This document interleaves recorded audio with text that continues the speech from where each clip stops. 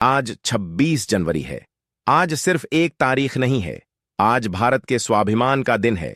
आज भारत के संविधान का दिन है। आज उस दिन की याद है जब भारत ने कहा था, अब हम खुद अपने नियम खुद बनाएंगे। 26 जनवरी 1950, वो दिन जब भारत सिर्फ आजाद नहीं बल्कि गणतंत्र बना।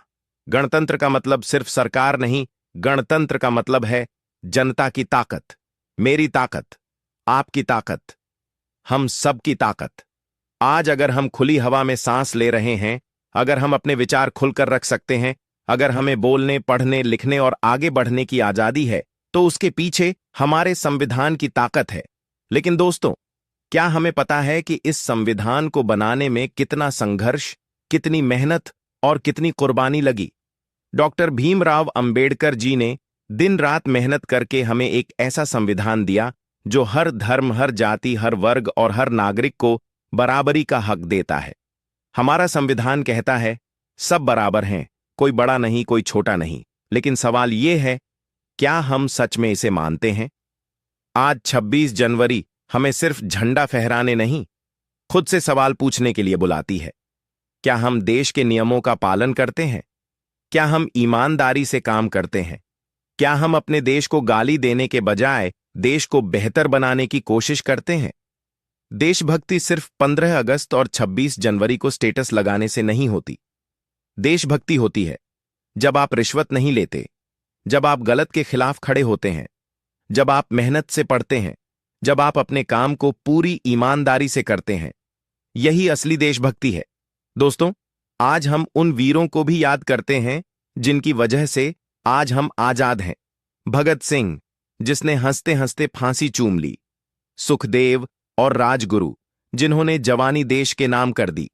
महात्मा गांधी, जिन्होंने अहिंसा से पूरी दुनिया को झुका दिया। सुभाष चंद्र बोस, जिन्होंने कहा था, तुम मुझे खून दो, मैं तुम्हें आजादी दूंगा।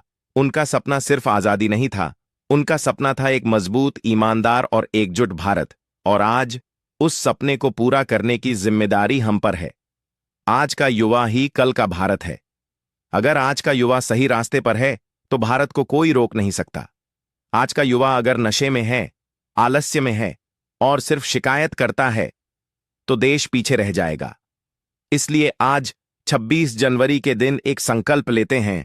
हम अपने देश को बदनाम नहीं करेंगे, हम अपने देश को मजबूत बनाएंगे। हम धर्म के नाम पर नहीं बंटेंगे, हम जाति के नाम पर नहीं लड़ेंगे, हम भाषा के नाम पर नहीं टूटेंगे, क्योंकि भारत की असली ताकत उसकी एकता है।